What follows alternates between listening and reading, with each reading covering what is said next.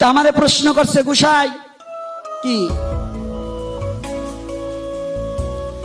আপনার ধর্মে আপনার ধর্ম ছেড়ে যারা যায় ইসলাম ধর্মে বর্ণনা করা আছে তারা বেহেশত নসিব পাবে, আর আপনার ধর্মে যদি অন্য ধর্মের থেকে কেউ আসে সে কি পাবে? আমি বলছি সে বিষ কচু পাবে না।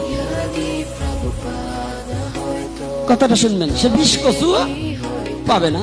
বাবা তোমার ধর্মে পায় ভালো কথা, কিন্তু আমার ধর্মে বিষ কচু পাবে না।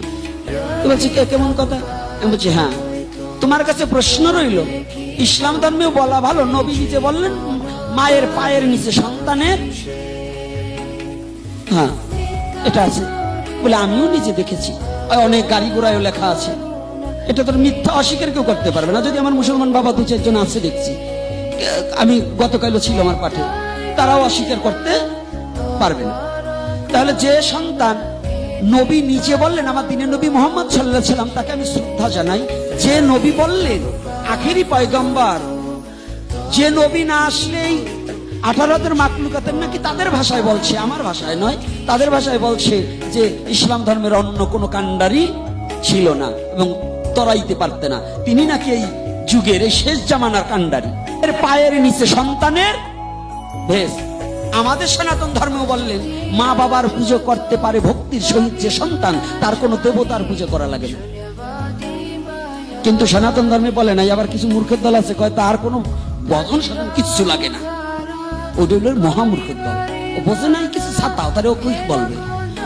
সনাতন ধর্মে বলছে পিতা মাতার পুজো যদি ভক্তির সহিত কেউ করে, তার দেবতার পুজো করতে হয় না, এই কালী দুর্গা সরস্বতী এগুলো করতে হয় না, লাগে না।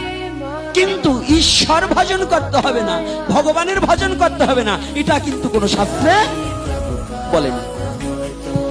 প্রথম ভগবানের ভজন, দ্বিতীয়তে মা বাবা। কথাটা কি বোঝা গেছে? আমাদের সমাজে ছেলে পেলে গুরুদেবের, বৌমারা গুরুদেবের পাও দিয়ে জল খায়, স্বামীর পাও দিয়ে খায় না, শ্বশুর শাশুড়ি পাও দিয়ে খায় না, মা বাবার পাও দিয়ে খায় না, ছেলেরা আছে। আবার গুরুদেব আসলে বলে এই পর্যন্ত কেদা থাকলো দোয়াই দেয়, আর নিজের বাবা ওই একটু ঘরে পড়ে রয়েছে, পায়খানা মাইকি রয়েছে কাপড়ে, তাও দোয়ার লোক নাই, আছে না? এটা সনাতন ধর্মের ধর্ম না, হ্যাঁ এটা কুলাঙ্গারদের কথা। তো এইবার আমি জিজ্ঞাসা করছি, যে সন্তান মা বাবাকে ত্যাগ করে যায় সে কেমন সন্তান? তাহলে তার বেস্তই তো নাই। সন্তানের বেশ যদি মা বাবার পায়ের নিচে হয়, এটা যদি দয়ালু নবী বলে থাকে, যে সন্তান তার মা বাবাকে পরিত্যাগ করে যেতে পারে, তার আবার ব্যস্ত কিসের কপালে জোটে? না হলে আমার দয়ালু নবীর কথা মিথ্যা হয়ে যায় না? আমার দয়ালু নবী কি মিথ্যা কথা বললো? আমার দয়ালু নবী কখনো মিথ্যা কথা বলে নাই। তাহলে সে যখন বলছে যে মা বাবার পায়ের নিচে সন্তানের ভেষ, আর ওই যে সন্তান মা বাবাকে পরিত্যাগ করে ধর্মান্তরিত হয়ে যায়, অন্যান্য ধর্ম গ্রহণ করে, ওরা কোনোদিন ব্যস্ত পাবে না। এটা আমার যুক্তি এবং লজিক। এখন তার ধর্মে কি আছে ওটা আমি জানি না, বলছি পরে এখন শুয়ে পড়ছে, পরে শুনি ওই কর্তাই ওই কাম ঘটাই।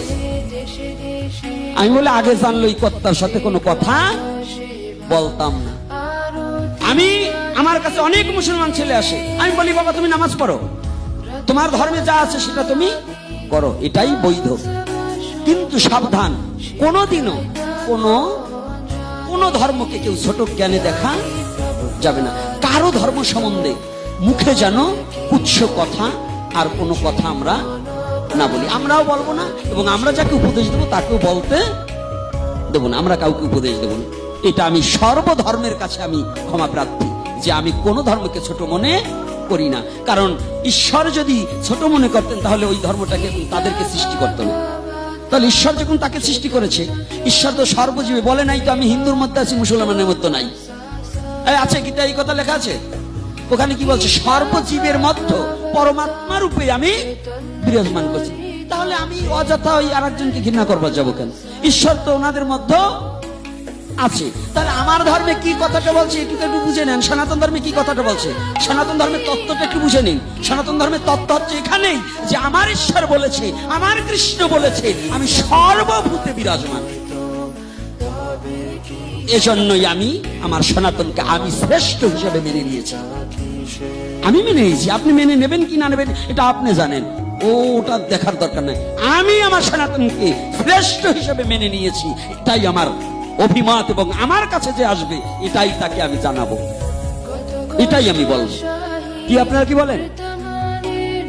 আমরা কাউকে জোর করব না, আমরা করজোরে বিনয় করে বলবো তুমি হরি নাম করো।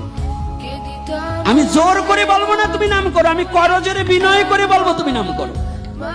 আর নাম করলে কি হবে? হ্যাঁ, ভগবানের কৃপা বর্ষিত।